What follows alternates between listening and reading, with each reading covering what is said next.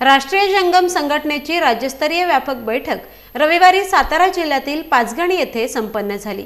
यावेळी महाराष्ट्रातील एकूण 19 जिल्ह्यांतून 40 पदाधिकारी जंगम समाजाच्या विविध प्रश्नांबाबत विचार विनिमय करण्यासाठी उपस्थित होते। यावेळी राष्ट्रीय जंगम संघटनेचे अध्यक्ष श्रावण जंगम यांनी समाजाच्या हितासाठी राष्ट्रीय जंगम संघटनेच्या माध्यमातून विविध ध्येय धोरणे व समाजाच्या हितावह संघटनेमार्फत केलेल्या कामांचा आढावा दिला। तर राष्ट्रीय जंगम संघटनेच्या माध्यमातून आपण आपल्या जंगम समाजातील तळागाळातील समाज बांधवांना प्रवाहात एकत्र आणणार असल्याचं देखील त्यांनी यावेळी सांगितले।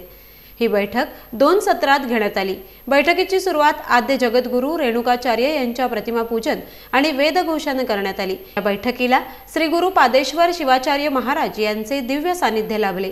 बैठकीच्या अध्यक्षस्थानी समाजातील ज्येष्ठ मार्गदर्शक चिपळूणचे महादेव स्वामी हे उपस्थित होते।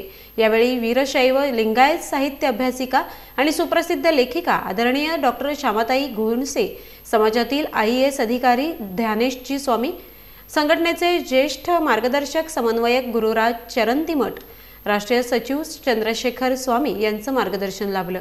तर राज्याच्या अनेक भागातून आलेल्या संघटनेच्या पदाधिकाऱ्यांपैकी महेश स्वामी, संगमेश्वर स्वामी लातूर, चंद्रशेखर स्वामी लातूर, राजपुरोहित प्रकाश स्वामी रायगड, विनोद स्वामी रोहा, रणजित स्वामी महाड, बसवराज स्वामी सोमेश्वर स्वामी, रेणुका भस्मारे पुणे, नितीन शेटे अहमदनगर आदी विविध जिल्ह्यांतून आलेले ज्येष्ठ, श्रेष्ठ व नवतरुण तरुणी पदाधिकारी यावेळी उपस्थित होते। यावेळी जंगम समाजातील अर्जुन पुरस्कार प्राप्त तिरंदाज आदिती जंगम हिचा आणि तिच्या पालकांचा सन्मान करण्यात आला।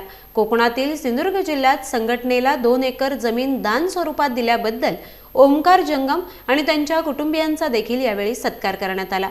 तर बैठकीत वीरशैव लिंगायत समाज अभ्यासिका व ज्येष्ठ लेखिका डॉक्टर श्यामा घोणसे यांनी 5 लाख रुपये, चंद्रशेखर स्वामी यांनी 2 लाख रुपये, त्र्यंबक पटवेकर यांनी 1 लाख रुपये, तर राजपुरोहित प्रकाश स्वामी यांनी 51,000 रुपये राष्ट्रीय जंगम संघटनेच्या मदतीसाठी रक्कम देण्याची यावेळी घोषणा केली।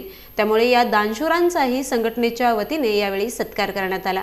बैठकीत सर्वानुमते नूतन उपाध्यक्ष म्हणून संजय मानूरकर पश्चिम महाराष्ट्र, अरुण पेडगावकर मराठवाडा, राजपुरोहित प्रकाश स्वामी कोकण, सहसचिव त्र्यंबक पटवेकर आणि कोषाध्यक्ष त्र्यंबक कपाळे तसेच विविध स्तरांवरील पदांची निवड यावेळी करण्यात आली।